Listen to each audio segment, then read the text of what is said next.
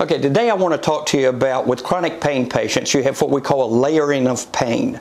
And what that generally means is a chronic pain patient starts off with one problem, say it's chronic low back pain.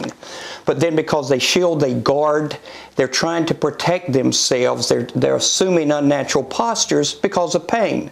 What generally happens after that, especially when it's prolonged, is you develop a third source of pain. For chronic low back pain, it is very common to develop what they call sciatica or radiating sciatic pain. Pain starts moving down your leg because you've changed your posturing, because your back was hurting. Do that long enough, your secondary source of sciatica, now you're putting additional pressure on your knee. So what happens? You develop knee pain.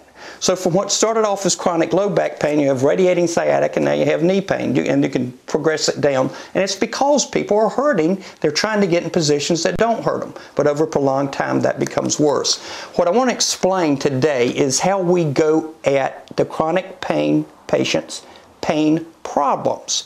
And it is a layered problem. We don't come in all of a sudden, take, say, an Infrex unit and turn it on, and all of the pains, primary, secondary, and I think tertiary is the right word, third area, evaporates. That generally doesn't happen. The easiest thing to do is first you go at the pains that are easiest to rid of. One of those would be like in a chronic low back with a radiating sciatica. The easiest thing to do is attack the sciatic pain. So we would put electrodes on if we were using an interferential or TENS unit, and we would treat. Now, before we put it on, the pain patient knows, let's say that they get a lot of benefit from a cold pack. Cold helps. We might apply a cold pack to that secondary source. We might even apply a hot pack, moist hot pack, and then put electrodes on, put this on it, because we know heat helps. It could be heat, it could be cold. You don't tell the patient what helps them. They can tell you what helps them, be it heat or be it moist heat or be it cold. So we start off and we do the stimulation, especially if it's interferential, because you only have to do like a 20-40 minute stimulation, that's it. But you may have the hot pack on. As soon as you finish the stimulation, the hot pack stays on. The reason for that is the heat gives some residual pain relief.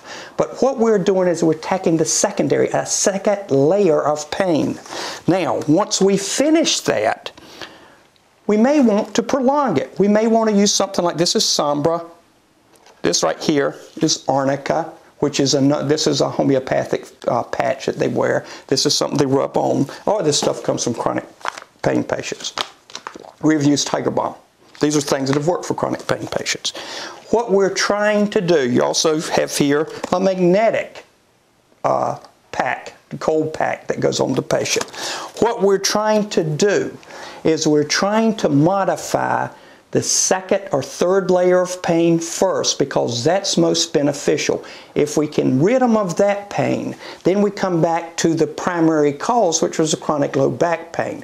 We're attacking the layers and we're progressing through that. As we reduce that, what we're really doing is we're backing out of these layers. For the chronic pain patient, if we can get back to the primary cause, which could have been chronic low back pain, once we get there and we've rid them of the knee pain or the ankle pain or the foot pain or the radiating sciatica, we're progressing. Remember, for chronicity, for chronic pain, this had to start a long time ago. In chronicity as currently defined by Medicare here in the United States, it's of 6 months or longer duration. Now, historically, that time period was 1 year. So it's not like the pain popped up yesterday and now everything's okay. But that's what we do when we attack layering. If I happen to personally be talking to any of you on the phone, any of our pain patients or therapists or physicians, then that is what I'm referencing when I say, let's take the patient and let's go at the easiest thing first to rid them of the pain, and we will work off of that. But I hope this gives you a better explanation of what we're doing when we attack the problems of pain for the chronic pain patient. Thanks for watching.